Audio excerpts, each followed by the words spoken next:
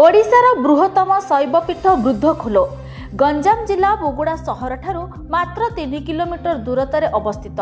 प्रति वर्ष भली चलित वर्षरे मध्य बुद्धखोल महोत्सव 3 दिन धरी अनुष्ठित हो जाइछि। गंजाम जिलार घुमुसर माटी एक कला संस्कृतिर माटी एवं वीरत्वर माटी। एही माटी रे कला संस्कृति भरी होई रहितबा बेले समस्त कलाकार तथा चित्रशिल्पी मानकु नै एही महोत्सव अनुष्ठित होइथिला।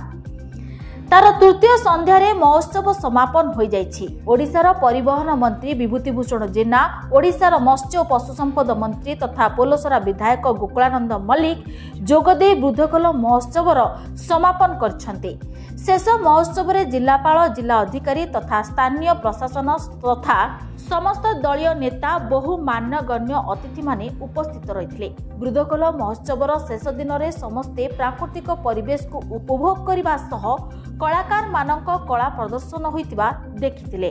नाच गीतर ताले ताले समस्त दर्शक माने झुमिथिले। बुद्धखोल महोत्सव देखिबा पई विभिन्न अंचलरू शताधिक लोकंक समागम होइतिला। बुद्धखोल उन्नयन कमिटी तथा पुलिस फायर पक्षरु सुरक्षा मध्य करा जायतिला। पुणी आसंता वर्ष को बुद्धखोल महोत्सव देखिबा पई समस्तंक रहिला आशा। विशेषकर बौद्ध धर्म प्रसार जेते से जौगढ़ कहतु कि बुद्धखोल कहतु आज गवेषणार आवश्यक अच्छे। ये अपेक्षा रखे एभलिया महोत्सव हेले अपेक्षा रहिबो। आपण मान देखिए बुद्धगिरी, रत्नगिरी, खंडगिरी एभले बुद्धगिरी बुद्धखोल जो बुद्धखोल आसते हुइनसांग चीन परिव्राजक हुइनसांग आसते। ये गवेषणार आवश्यक अच्छी।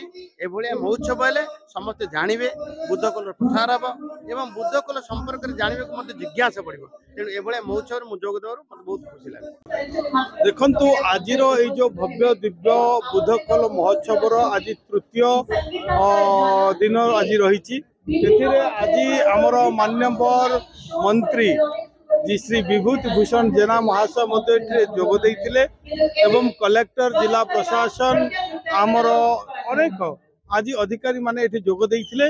आमर जो लक्ष्य रही जे बुद्धखोल जे महोत्सव केवल महोत्सव परिणत न हो आर सुदूर जो कला संस्कृति ऐक्य ये जो परंपरा रही एवं आमर जो पूर्वज मानकर जो कीर्ति रही ये जो बुद्धखोलर गारिमा रही ए कीर्ति को गारिमा को आउरी किपरि भाव में ओडिशार कोण अनुकोण रे पहुंचेबा आकु गोटे पर्यटन स्थली रे परिणत करा जिवो एवं एठिर जो रही एठी जो शांत सरल कुलुकुलु झरणा नाद एवं एई जो बुद्धखोल सिद्ध गुंफा निश्चित भाव में एठी जो माने पर्यटक माने आसुचंती अत्यंत मनोरम दृश्य को उपभोग करने सहित झरणा जल रे गाधौचंती एवं जो पवित्र बुद्धंक पीठरे जो अशांत क्लांत मन को मध्य शांत दौचंती एठी शांत प्रदान करिछि। जोटा कि बुद्धंकर गोटे कथा बुद्धं शरणं गच्छामि संघं शरणं गच्छामि।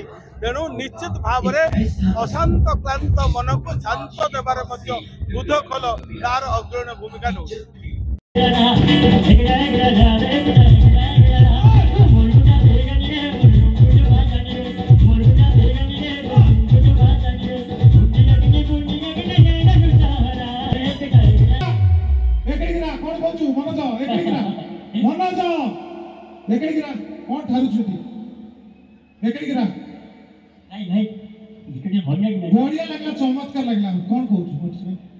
बोगुड़ारू अभिमन्यु मिश्रଙ୍କ रिपोर्ट चर्चा न्यूज।